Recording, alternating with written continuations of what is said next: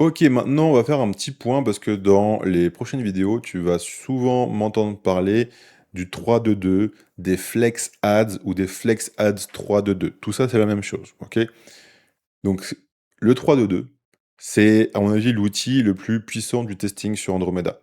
C'est quoi? C'est des flex ads avec un format 3-2-2. Donc une flex ad, c'est quoi? Une publicité flexible. Eh ben, c'est une publicité déjà qui est pas disponible pour tous les types de campagnes. Elle est disponible pour les campagnes de vente, ok, et pour les campagnes promotion d'application. Donc toi, ce qui va t'intéresser, c'est sûrement vente, peut-être promotion d'application, hein, si jamais tu es sur de l'application qui est sur Android Store ou Apple Store. Mais 90% d'entre vous, ça va être vente. Donc, admettons que j'ai ma campagne vente, où est-ce que je peux trouver le paramètre Flex Ad?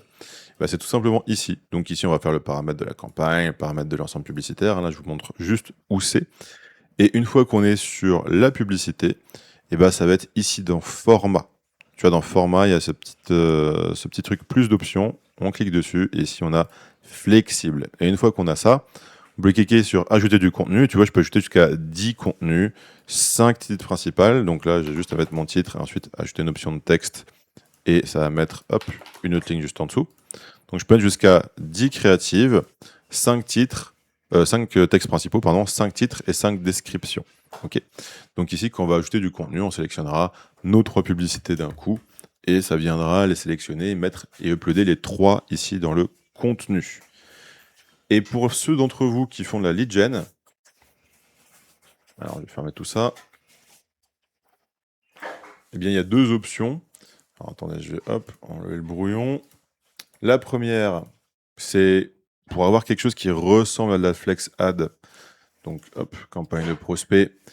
Donc ici, par exemple, là, je suis dans une campagne de prospect, donc une campagne de lead gen, de génération de leads.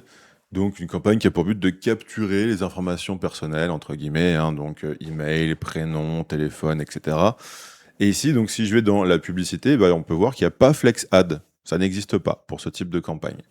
Par contre, une option qu'il y a, c'est le contenu publicitaire dynamique. Donc ici, je peux l'activer. Qu'est-ce que ça va faire? Bah, ça va faire que ça va mettre, en gros, j'aurai qu'une publicité dans mon ensemble publicitaire. Et ici, je peux de nouveau uploader plusieurs images, plusieurs vidéos, bref, plusieurs créatives. Je peux aussi mettre plusieurs textes, hein, voilà. Et ça va se comporter un peu comme une flex ad. Le problème, c'est qu'on peut mettre du coup qu'une seule publicité par ensemble publicitaire.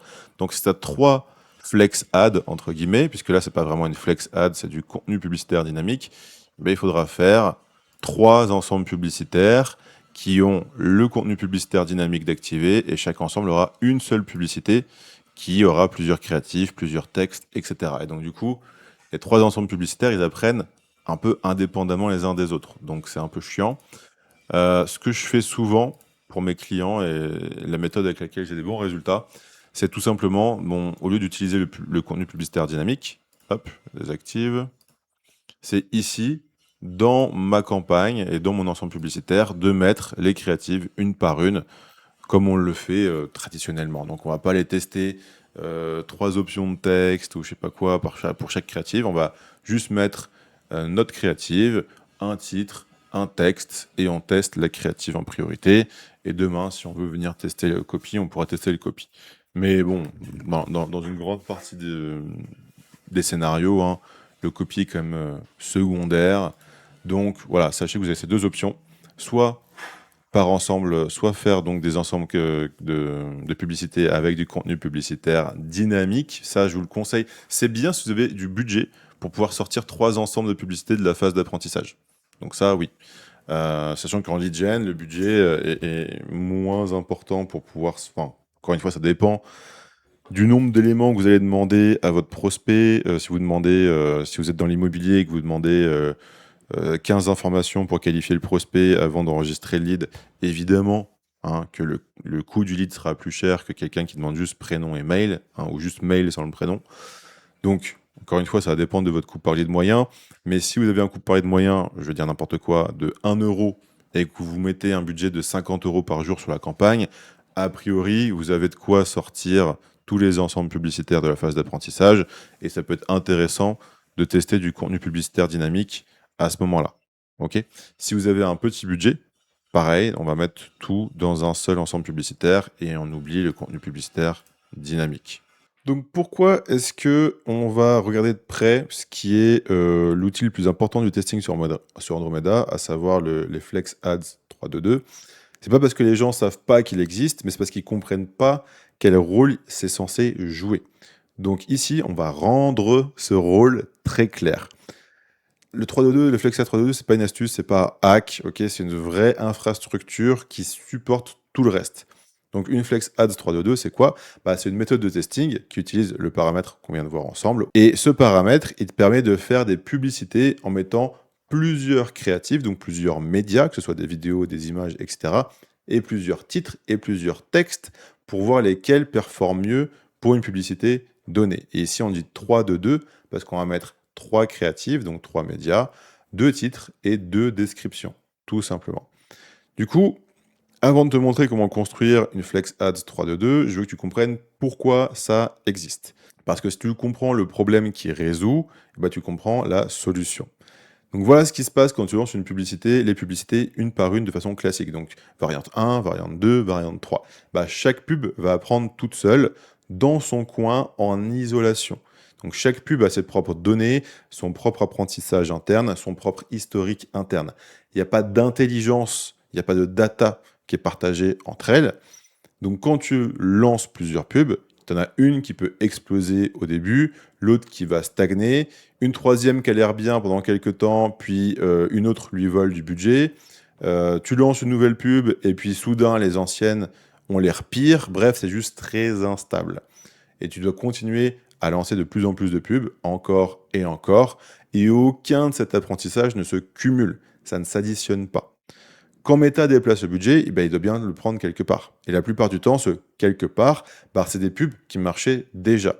Et les gens appellent ça fatigue publicitaire. Mais la plupart du temps, c'est pas ça. C'est de l'apprentissage fragmenté. C'est que les nouvelles pubs, elles prennent le crédit pour le travail qui a déjà été fait par les anciennes pubs. Ok. Et quand tu injectes des nouvelles pubs dans un ensemble publicitaire avec le même budget, ou même si tu augmentes un petit peu le budget, ce budget, Meta le prend de quelque part pour pouvoir tester ces nouvelles pubs. Et ces nouvelles publicités, souvent, juste, elles prennent le crédit de tout le travail de fond qui a été fait par les anciennes pubs pendant les semaines et les mois avant, et elles lui volent le crédit. Donc, c'est la raison pour laquelle, à cause de ce problème, on a créé la structure de test Flex Ads 322. Okay, c'est ce problème-là qui résout. Et c'est aussi un des problèmes les plus courants qu'on voit aujourd'hui chez les advertisers, c'est qu'ils lancent des nouvelles publicités et les performances des anciennes se dégradent. Et au bout d'un moment, les nouvelles publicités qu'ils ont lancées sont instables. Un jour ça performe, un jour ça performe pas, un jour ça performe, un jour ça performe pas. Ils disent il faut que je relance de nouvelles pubs. Les nouvelles pubs arrivent, les anciennes, tout se casse la tronche et les nouvelles pubs prennent le budget et on a l'impression que ces nouvelles pubs sont géniales et au bout de 3, 5, 7 jours, il y a de nouveau de l'instabilité et il y a cette espèce de cycle sans fin. C'est le serpent qui se mord la queue. Et c'est ce problème-là qu'on va résoudre avec les Flexa 322. Donc du coup, pourquoi, tu me diras, pourquoi 3-2-2 et pas autre chose? Pourquoi est-ce qu'on fait pas 5 créatives, 3 titres et 3 textes? Ou 10 créatives en une pub avec 2 textes et 2 titres, ok? Parce que 3-2-2, c'est l'équilibre parfait entre assez de diversité pour tester des angles différents, mais pas trop de chaos pour que Meta puisse apprendre. Et un truc que personne te dit, mais que tu dois absolument comprendre, c'est que la plupart des advertisers, ils font pas du testing en fait. Ils font du guessing, ils font de la devinette. Et je vais t'expliquer la différence. Le guessing, la devinette, c'est quoi? C'est lancer 20, 30, 50 pubs en même temps, attendre quelques jours, regarder laquelle a le meilleur CPA ou le meilleur ROAS et garder celle-là. Voilà. Ça ressemble à du testing, mais c'est pas du testing. C'est de la devinette avec plus de volume. Pourquoi c'est pas du testing? Parce que tu sais pas pourquoi cette publicité-là, elle a converti. Pourquoi elle a gagné? Est-ce que c'est le visuel? Est-ce que c'est le texte? Est-ce que c'est le hook? Est-ce que c'est le long marketing? Est-ce que c'est le format? Est-ce que c'est l'audience qu'elle a ciblée? Est-ce que c'est le timing? Tu sais pas, ok?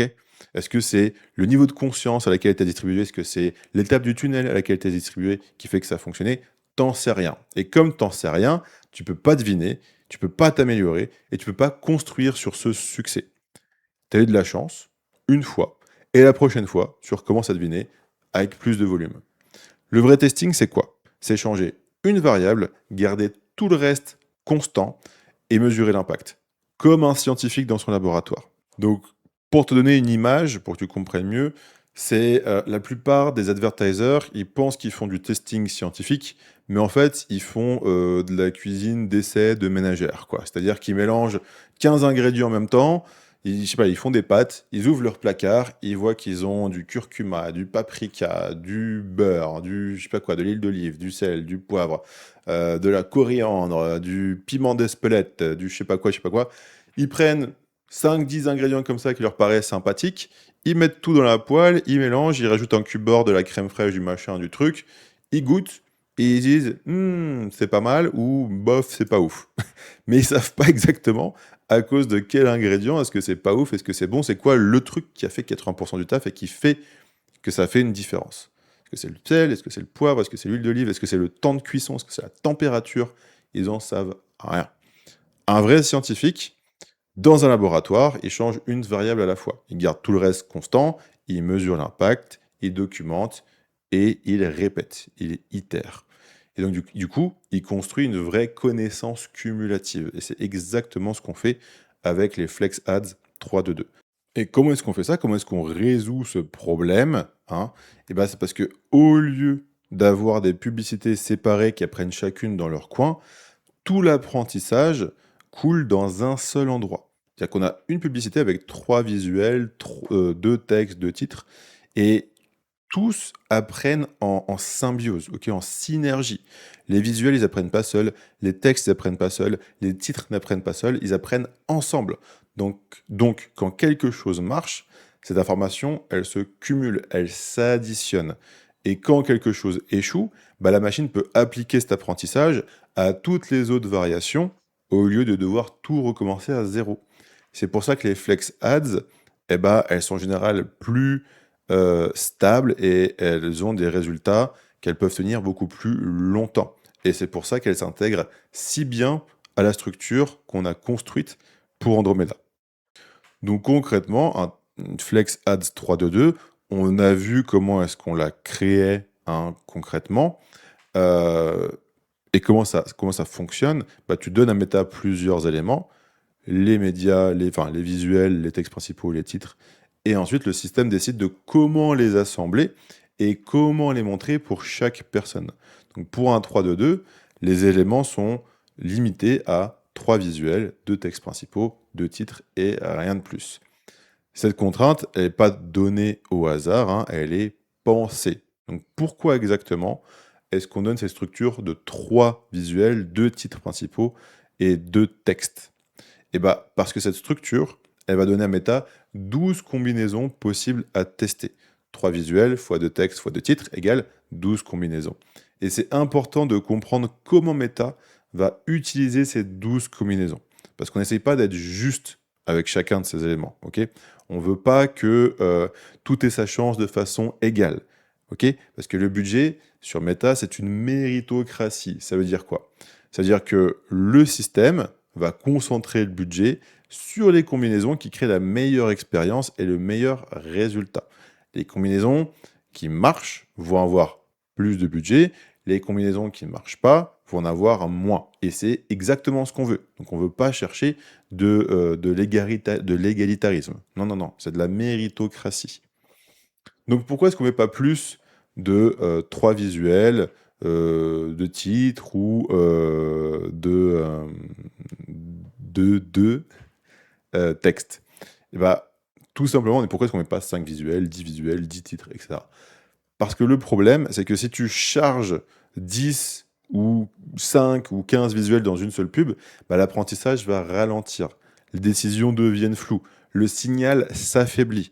Et vraiment, c'est juste ce qui a eu de la chance au début qui va gagner. Et gagner, ça veut dire quoi? Ça veut dire juste capter du budget.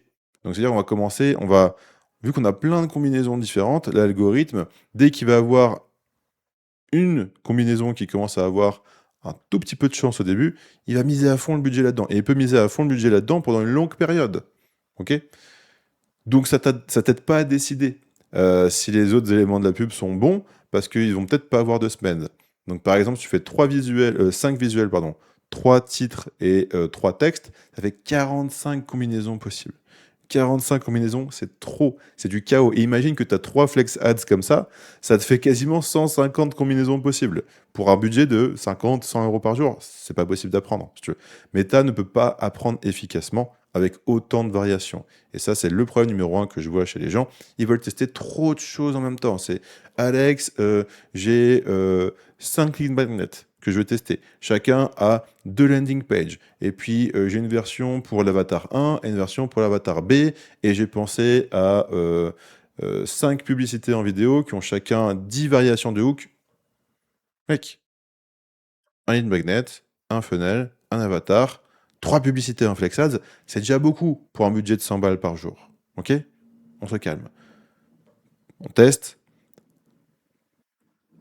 On donne juste assez d'éléments pour avoir de la diversité, mais pas assez pour avoir du chaos. Parce que sinon, il y a trop de variétés, mais Meta ne peut pas apprendre, ne peut pas optimiser. Ok? Et on crée de l'instabilité. Et c'est pour ça qu'après, on essaye d'équilibrer les plats comme ça, on ne sait pas qu'est-ce qui marche, on ne sait pas comment, on ne sait pas pourquoi, on fait pas du testing, on fait du guessing. Ok, on y va tranquillement, étape par étape, élément par élément, petit, petit, petit. On commence petit. Donc, si tu veux tester plus de visuels, en imaginant que tu as plus de 6 visuels à tester, tu ne les entasses pas dans une seule pub, bah tu fais 2 flex ads. Voilà.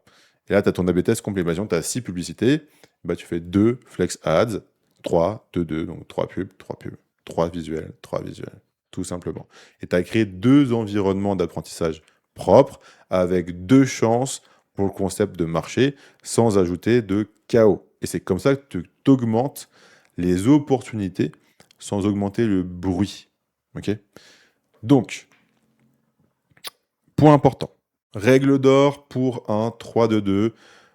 La règle la plus importante vraiment de tout ce cours. Un 3-2-2, donc une flex ads 3-2-2, elle est faite pour répondre à une question, pas 5. Ok?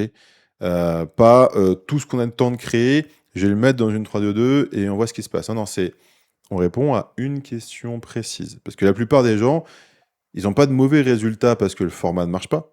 Ils ont de mauvais résultats parce qu'ils posent trop de questions en même temps, comme je viens de t'en parler un petit peu. Mais on va revenir à un niveau plus, qu'est-ce qu'on peut tester, comment on doit le tester, quelle est la logique de test qu'on doit avoir dans une Flex Ads 3-2-2. Ok? Donc on ne va pas mélanger plein de variables, on ne va pas mélanger plusieurs niveaux d'intention d'achat différentes. On ne va pas mélanger les formats, on ne va pas mélanger les messages, parce que les gens font ça, et après ils se demandent pourquoi est-ce que l'apprentissage est lent, pourquoi est-ce que le budget il part dans tous les sens, et pourquoi les résultats ne tiennent pas. Ok? Donc ça ressemble à quoi? Une bonne question qu'on veut poser et valider ou infirmer avec une Flex Ads 3-2-2. Une bonne question, donc un bon test à faire dans un 3-2-2, c'est ça. C'est est-ce que cet angle marketing fonctionne? Est-ce que cette promesse résonne avec mon audience? Est-ce que ce mécanisme a du sens pour les gens? Est-ce que cette façon de présenter le problème résonne davantage avec mon audience? Ça, ce sont des bonnes questions parce qu'elles testent une seule chose. Ok?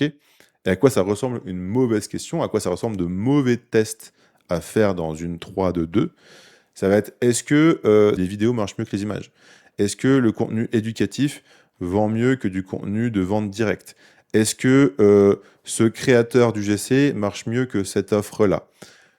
Est-ce que la peur marche mieux que le désir? Non, tout ça, ce sont des mauvaises questions pour un seul 3-2-2, parce que ce sont des questions différentes.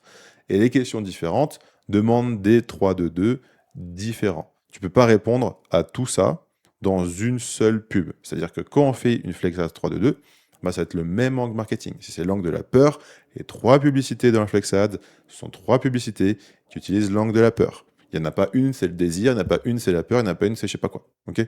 C'est la même chose, même angle, même message, même niveau de conscience, etc., etc. Donc la règle que tu dois graver dans ta tête, c'est qu'à l'intérieur d'un test FlexAds 3-2-2, tout doit être aligné sur le même client. Teste pas plusieurs avatars différents. Le même niveau de conscience. Donc c'est unaware, problem aware, solution aware, product aware, most aware. Ok? Donc c'est tu peux te dire c'est aligné sur le même niveau, sur la même étape du tunnel. Top of funnel, donc audience froide. Middle of funnel, audience tiède, qui t'ont déjà vu, qui ont déjà vu passer une publicité, qui ont déjà engagé avec ton contenu. Et audience chaude, des gens qui ont déjà mis des produits, ton produit au panier, qui t'ont déjà envoyé des DM, qui ont déjà acheté, etc. etc. Donc, dans une 3-2-2, les 3 publicités qu'on met dedans, les 3 créatives, et les 2 textes et les 2 titres, ils sont alignés sur le même client, sur le même niveau de conscience / niveau du tunnel, et sur la même intention d'achat. Ok. Donc la seule chose qu'on autorise à varier, c'est l'exécution. C'est-à-dire quoi concrètement? Tes 3 visuels, ils doivent tous exprimer la même idée principale. Ils doivent cibler le même problème ou le même désir. Ils doivent être au même niveau du tunnel de vente et avoir le même angle marketing. Ok. Ce que tu peux changer dans une 3-2-2. Du coup, qu'est-ce qu'on peut changer à l'intérieur d'un 3-2-2? Tu peux changer le style visuel et voir quel style marche le mieux. Tu peux changer, si tu fais une UGC, tu peux changer le créateur. Tu fais le même script dans la pub 1, 2 et 3, mais 3 créateurs différents. Et voir quel visage ou quelle voix marche le mieux. Tu peux changer le hook et tester la façon qui va le mieux résonner avec tes clients. Mais attention quand on change le hook. Attention, parce que quand on change le hook d'un hook où on appelle, qu'on fait un call-out à l'avatar pour un hook curiosité, et ben tu peux changer l'étape du tunnel. Tu peux changer le niveau d'intention. Tu peux changer le niveau de conscience. Okay, donc quand je te dis, quand je fais un hook où je vais parler de mon produit, pourquoi est-ce que ma pizza est mieux que la pizza de Pizza Hut? Bah, je m'adresse à des gens qui sont déjà conscients que, 1, ils ont faim, ils ont un problème, que 2, il y a des pizzas qui existent pour résoudre leurs problèmes, 3, que ma pizza est là. Ok. Et donc, niveau de conscience, on en est là. Si je la compare avec une variante de cette publicité, de cette publicité vidéo, où le début du hook, ça va être « Hey, tu connais ma pizza ?» ou « Hey, savais-tu que si t'as faim, tu peux manger des pizzas ?» Ben, on n'est pas au même niveau de conscience. Donc quand vous faites une variation de hook, pensez, est-ce qu'on est au même niveau de conscience? Est-ce que c'est le même avatar? Est-ce qu'on est au même niveau d'intention? Est-ce qu'on est au même niveau du tunnel de vente? Ok. N'allez pas varier le hook pour faire varier le niveau de tunnel de vente. Tu peux changer l'approche narrative. Donc par exemple, tu peux changer un petit peu la structure.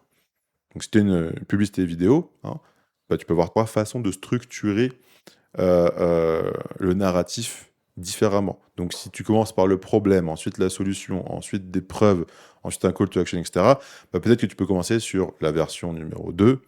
Tu peux commencer par les preuves, ensuite la solution, ou plutôt le problème, ensuite les preuves, ensuite la solution, etc. Enfin bref, tu peux changer la trame narrative, ok?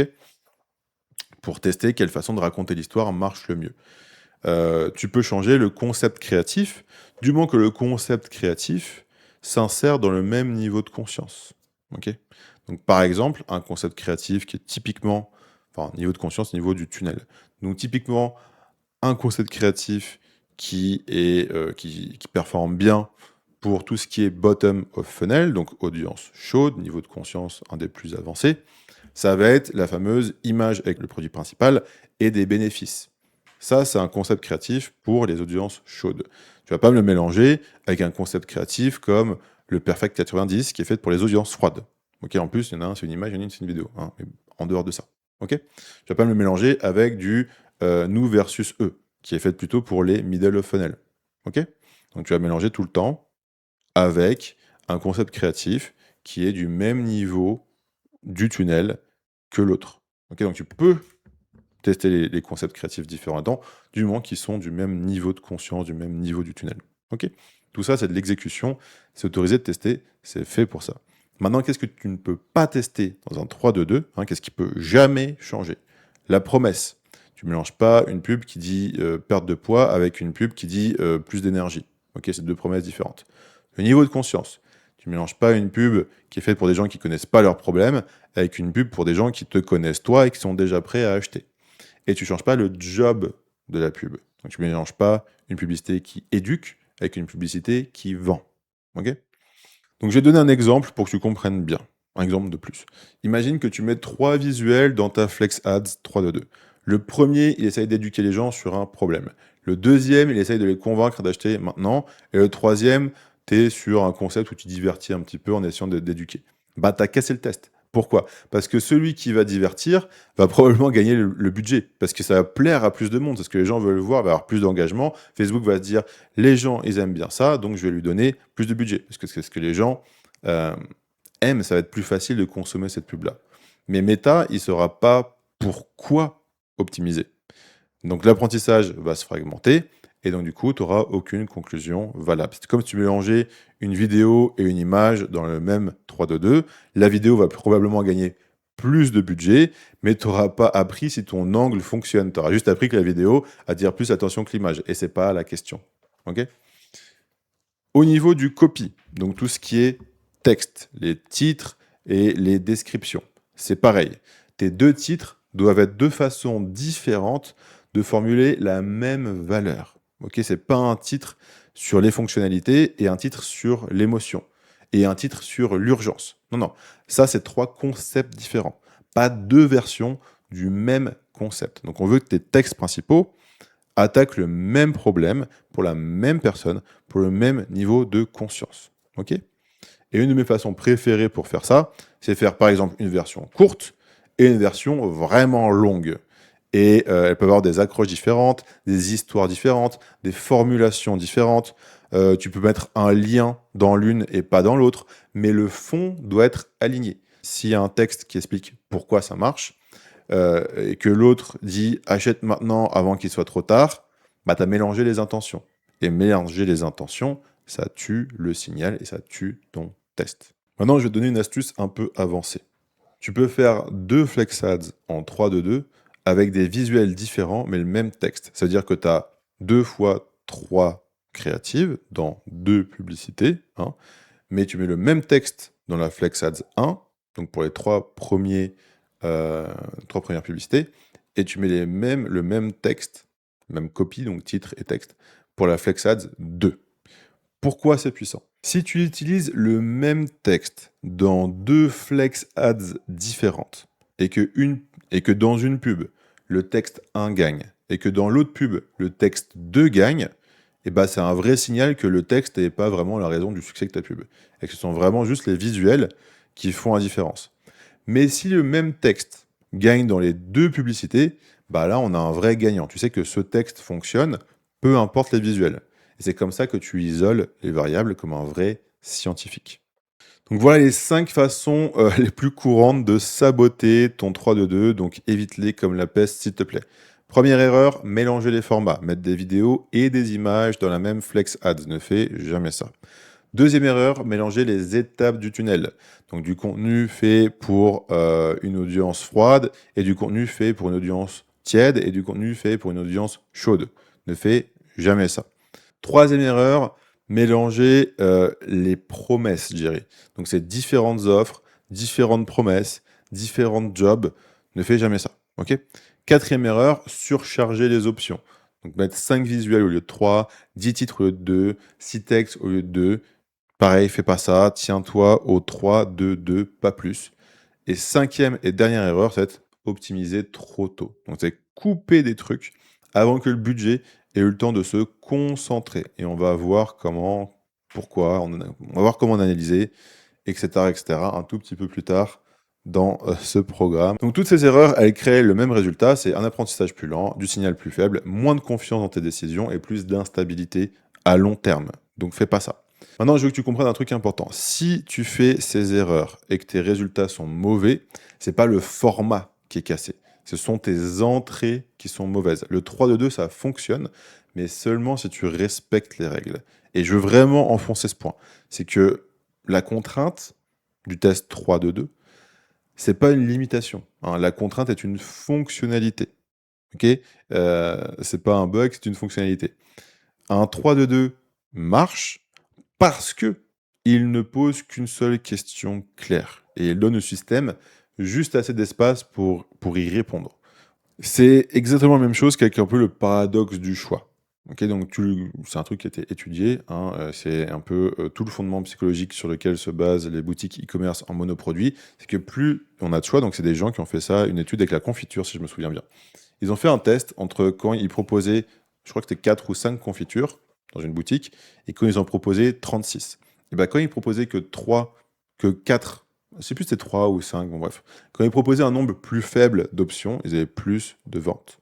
Et quand ils avaient proposé un nombre plus grand d'options, ils avaient moins de ventes, bizarrement. Pourquoi? Parce que les gens, ils restent paralysés devant leur choix, d'où le nom paralysé du choix, et ils savent pas quoi faire. Et bah avec tes pubs, c'est un peu pareil. Plus tu te donnes d'options à Meta, et plus il faut qu'ils testent de choses avant d'arriver à des conclusions viables sur lesquelles on va pouvoir se baser pour consolider tes résultats, avoir des résultats stables, prévisibles dans le temps et scalables avec un budget.